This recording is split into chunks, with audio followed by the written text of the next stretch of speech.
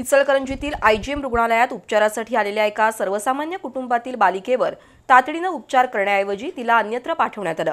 त्यामुळे संतप्त आमदार राहुल आवाडे यांनी आयजीएमच्या वैद्यकीय अधिकाऱ्याला धारेवर धरत चांगलीच कानउघडणी केली। त्यानंतर त्रिसदस्यीय समितीने आज आयजीएमला भेट देऊन अधिकारी आणि काही रुग्णांचे जबाब घेतले। त्यानंतर डॉक्टर सूरज पाटील यांना तात्पुरतं कार्यमुक्त करण्यात आलं।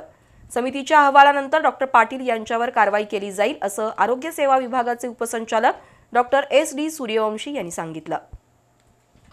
रुकडीतील एका गोरगरीब कुटुंबातील बालिकेचा हात फ्रॅक्चर झाला होता। तिला तातडीने उपचारासाठी आयजीएम रुग्णालयात आणलं, पण रुग्णालयातील वैद्यकीय अधिकाऱ्यानं तात्काळ उपचार न करता त्या बालिकेला खासगी रुग्णालयात उपचारासाठी जाण्यास सांगितलं। तिथं उपचारासाठी 10,000 रुपये खर्च सांगण्यात आला। घरची परिस्थिती जेमतेम असल्यानं त्या बालिकेच्या आईनं थेट आमदार राहुल आवाडे यांची भेट घेतली। त्यानंतर आमदार आवाडे यांनी आयजीएममध्ये येऊन संबंधित वैद्यकीय अधिकाऱ्याकडे विचारणा करत चांगलीच कानउघाडणी केली। तसंच संबंधित वैद्यकीय अधिकाऱ्याचा परवाना रद्द करण्यासाठी मुख्यमंत्री आणि आरोग्य मंत्र्यांना पत्र देणार असल्याचं स्पष्ट केलं।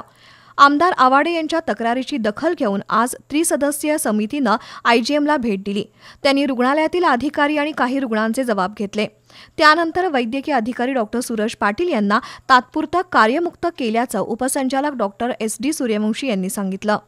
तक्रारी आल्या कारणाने मला आज अत्यंत तातडीची मीटिंग घ्यावी लागली। येथे त्रिसदस्यीय कमिटी नेमण्यात आलेली आहे।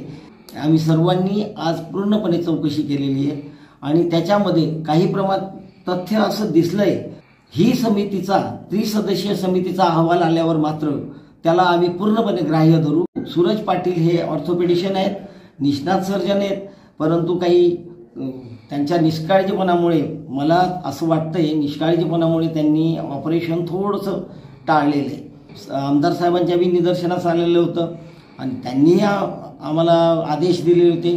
कॅबिनेटपर्यंत हा प्रश्न गेल्या कारणाने आज त्यांना कार्यमुक्त करत आहे।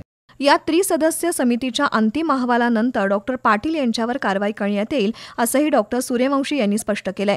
यावेळी सिव्हिल सर्जन प्रतिनिधी डॉक्टर SB थोरात, BHO प्रतिनिधी डॉक्टर संजय रणवीर, निवासी वैद्यकीय अधिकारी डॉक्टर अमित सोहनी, डॉक्टर प्रकाश मोरे, कपिल शेटके उपस्थित होते।